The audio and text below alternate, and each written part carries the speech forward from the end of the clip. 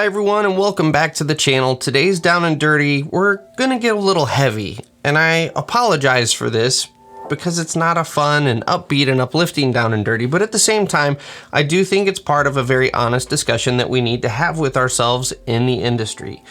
And that question is, do you personally spend too much time at work? I know that sounds like a bit of a ridiculous question for this industry because all of our natural response is to say, well, yeah, everybody in this industry spends too much time at work. We almost wear that as a badge of honor, to be honest. We always brag about, and myself included, I want to be very clear, this is myself included, for a long time. We brag about how many hours we pull, that white collar workers couldn't handle it in our world. Hell, half of the blue collar workers couldn't handle it in our world because of the hours that we work. As tradesmen, we're very proud of the fact that we work our asses off. We are constantly at work. We're doing hard work. We're wearing our bodies out. We are exhausted all the time. We're probably in not the greatest mood all the time because we work so many hours. And we really do strut that around as a badge of pride. But today, I want to kind of spin that a little bit and think about it from a different direction. Do we work too much? Do you personally, when you really step back, and it's not a bragging competition, when we're not around the other people on the job site, are you happy with the amount you work? And I think that's a very honest question we need to ask ourselves, not only as employees, but as employers, when we think about what we're asking of our employees. It's one of the unsung truths about this business that we have one of the highest divorce rates in all of the industries, in all of the professions. We have one of the highest suicide rates in all of the professions. As we all know in the trades, most of us, and I won't include myself because my dad was not in the trades, and so I want to be careful not to lump myself in with everyone else, but a lot of the guys in the trades grew up knowing that they didn't see dad at all during the summer. Or if you're in the South, they didn't see dad at all during all of the year because dad was always at work. And that's really hard to grow up without a dad. These are all truths that we recognize about the industry, but we often brush them away, we push them away, we don't really acknowledge them for what they are because, well, nothing's ever going to change. And that's why I want to have this conversation now. I feel like now of all times is the most appropriate time to have this conversation because the trades are changing. We are on the cusp of seeing a real change across all of the trades, not only in the amount we're getting paid, but in what we are receiving for the work that we do. And I don't mean just in the pay standpoint, I mean healthcare, retirement. There have been a lot of advancements on the compensation side for those of us in the trades over these last few years. And as the industry continues to recognize the manpower problem, the compensation will only increase to kind of meet that. And so I think now is a really appropriate time to have the discussion of, should we all collectively start negotiating for a smaller work week? And I don't think that's an unreasonable request. Now, I do want to set aside, because I know everyone's first response is, well, especially in the North, you only have so many months out of the year you can work and blah, blah, blah.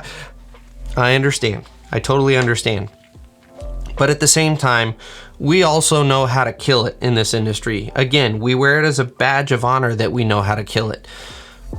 But to what detriment? What's suffering because we are out there killing it? And a lot of times it is family life. A lot of times it's personal health. We all know that operators are not the most in shape group of people out there. And it's because we sit in a cab all day, generally 12 to 16 hours, and we eat. And we don't get any form of exercise whatsoever. We have terrible health in the industry. That's yet another way that your body is taking the physical toll outside of the fact that this is a physically demanding job. You are up and down off of your machine all the time. If you're a laborer, you're in the trenches doing hard manual labor all of the time. This is a very physically demanding industry. And so we do know how to kill it, and we do work some crazy hours. But what is the cost to you personally? And really the question I'm asking is it still worth it to do that now? There are more and more companies that are working semi-regular work weeks. So instead of 7 days a week, it's 6, or instead of 6 days a week, it's dialing back to 5. You may pull a few more hours during the week, but at least you get your weekend.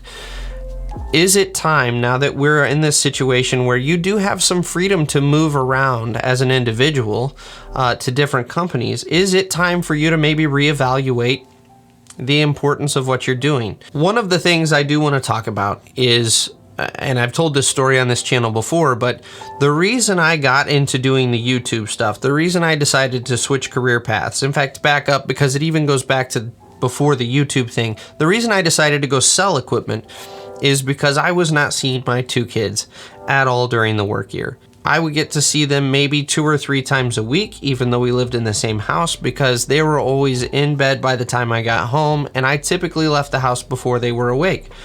Generally, if they wanted to see me, Mom had to keep them up past their bedtime, and that wasn't okay with me. While I didn't have a dad that was in the industry and I didn't suffer in the same way that most of the individuals in this industry did, my dad was in consulting in the banking industry, and so he would travel generally 3 to 4 days a week. And so yeah, that was still seeing him weekly for the most part, but at the same time, I can tell you that was absolutely detrimental. There were a lot of things that he missed. There were a lot of times that I wish my dad was around to just be involved in whatever I had going at the time. And so I think it's really important that we, especially as dads, but also working moms, mom is equally as important. In fact, I would even say more important than dad, but I don't want to ruffle any feathers, but it's really important to be in our kids' lives. And I understand that everyone's situation is different. I understand completely that this is not a choice for everyone. Some individuals are just flat out not going to be able to choose to work fewer hours. This video is not directed at you. This video is more directed at the guys who work has become your life and you only focus on work. You only see work. You live to work. And that's really easy to do in the trades. It's really easy to get so invested in your work that it really consumes all of your life. And I guess I'm asking, since we're around the holidays, since we're with family, a lot of people in the north especially, we're in the middle of a layoff, now would be a good time to really personally reflect and reevaluate on what's important. Is it the number of projects you've accomplished? Is it the number of hours you've spent on the job? Is it how much time you've spent with your work family? Or is it being there to watch your kids grow up? Is it being there when your wife is really struggling because she's lonely? Or your husband is lonely because you're not home from the job and he hasn't seen you really in 4 or 5 days? What's important here? Why are we working the crazy hours that we are? Is it because we need a new truck, or we need a new quad or a snowmobile, or is it because we're putting food on the table for the family? Is it because we want to buy our kids the new quad and the new snowmobile? And I would argue most kids would trade in the new stuff for some used equipment and some more time with mom or dad. That's where we need to reevaluate what's important and how much time we're spending on these job sites. So I don't really have a big point today. There's not any, here's your magical, golden nugget at the end of this Down and Dirty. It's really just more of a challenge for you guys to evaluate what's important in your life and where you want to spend all of your time. Because like I said, this industry has the highest divorce rate, one of the highest divorce rates, and one of the highest suicide rates of any other industry. And that's not something that's talked about very often. But a lot of time it's because we work all the time. We work the crazy hours. And then we cover that over by wearing it as a badge of pride. And what I'm saying today is it's okay to not wear that as a badge of pride.